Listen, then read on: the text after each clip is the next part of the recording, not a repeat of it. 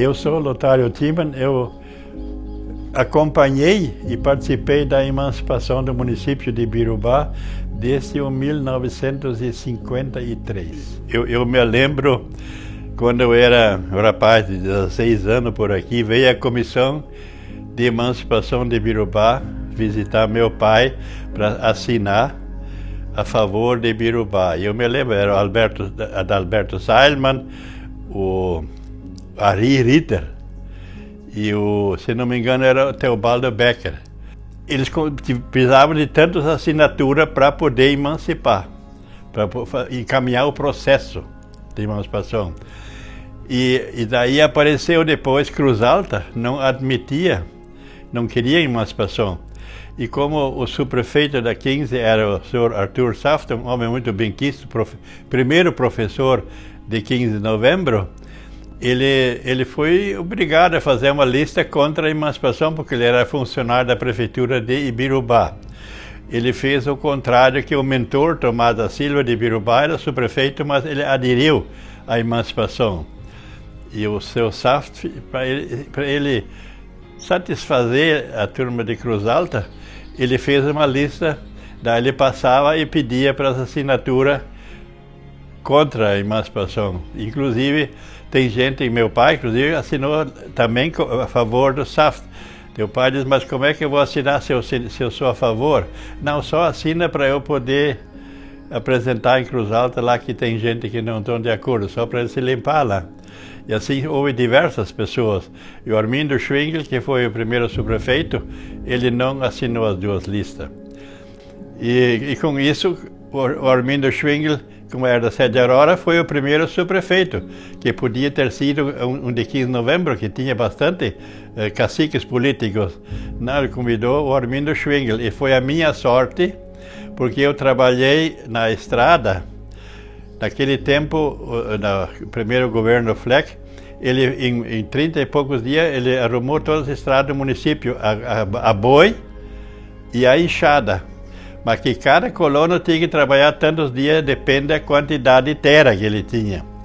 Daí, eu fui dos que, eu e meu irmão, nós lavrava as estradas. Nós lavrava boi, né?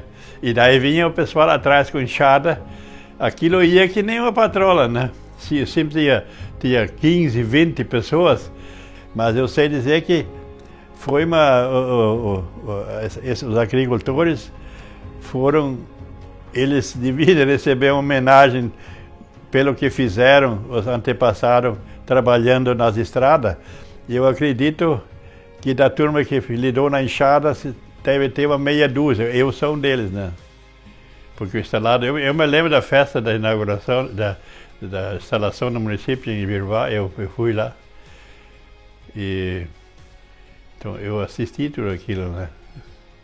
Quando foi empossado, o velho Fleck era prefeito e Edmundo Reva era vice-prefeito. Eu me recordo bem que o Fleck e o Reva desfilaram num carro aberto, era um Chevrolet 29 do Cheva, que levou eles, e lá onde hoje, não sei se você lembra, onde era o primeiro, tinha aquele mato da comunidade católica lá naquele mato era festa. Isso tinha tanta gente, esse pessoal, naquele tempo não tinha negócio de cerveja gelada, então veio uma carga de chopp para Ibirubá. Isso tem gente que pagaram chopp que Deus me livre. Eu sei dizer que lá pelas 3 horas terminou o chopp. Daí mandaram uma caminhoneta em Cruz Alta buscar mais chopp, mas em baril para tomar. E eu me lembro bem, a Cassinha de Abreu, ela participou da emancipação e ela tinha os cavalos pintados. E ela veio com a turma dos empregados dela, que era grande naquele tempo, e desfilou a cavalo nesse desfile da emancipação. Foi uma festa muito grande, dia 28 de fevereiro de 1955. Isso muita gente não sabe. A linha telefônica de Ibirubá para 15 de novembro, ela ia saía de Birubá até na Várzea, lá tinha um telefone ligado no mesmo fio. Daí tinha uma ligação lá em São Lucas, outro telefone. De lá ia para Santa Clara, outro telefone. Outro telefone no Passo do Lagoão. Se não me engano, era 5 telefones num fio só. E depois o último era a subprefeitura de 15 de novembro. E quando alguém queria falar com a 15, ele tem que tocar 5 vezes a manivela, daí atendia a 15. Mas naquele tempo também já tinha curioso, eles às vezes levantavam o telefone, ele ficava mais fraco. Quando tinha 2 ou 3 escutando, quando ficava só um, estava razoável.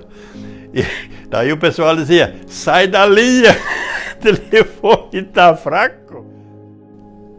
Não, os vereadores não tinham muito acesso, muito comando com Ibirubá, então ficou sem um mal-estar.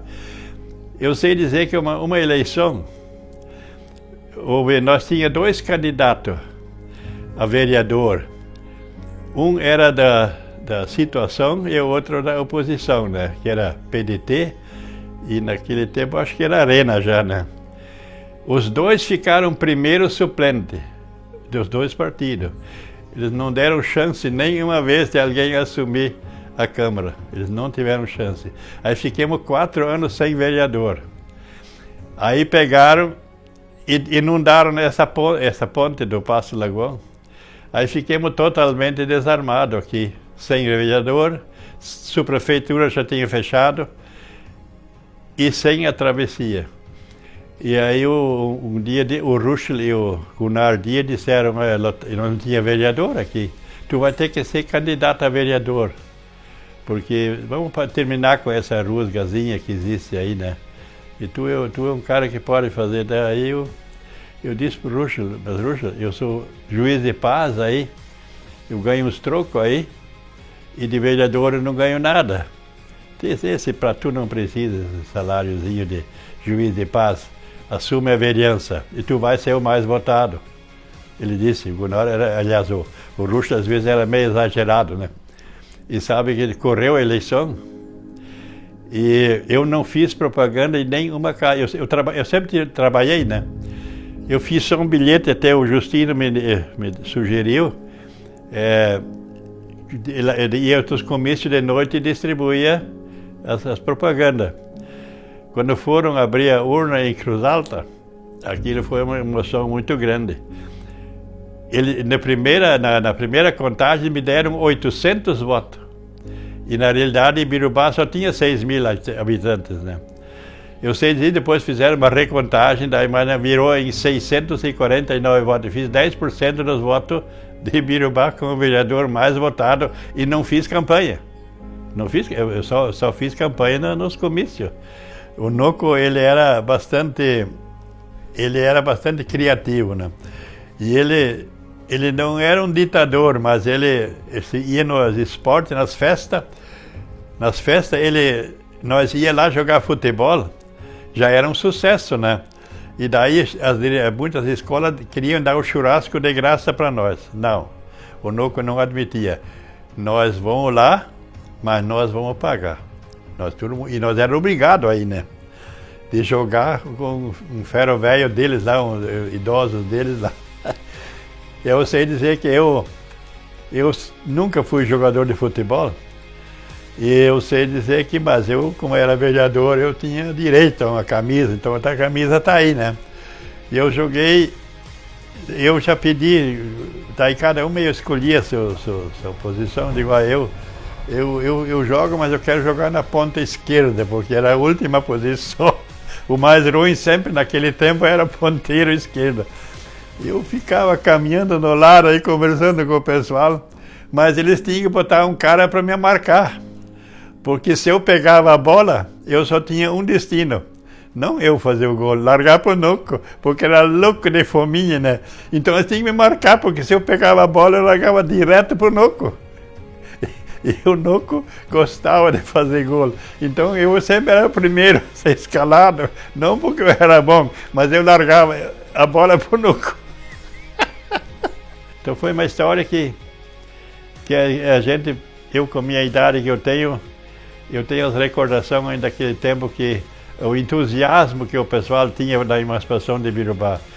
Eu sei dizer que eu me tornei muito amigo do velho Fleck, que me contava, diz que vinha colono oferecer dinheiro emprestado para a prefeitura para comprar máquina, porque não tinha nada. Depois da emancipação, Ibirubá cresceu muito, né?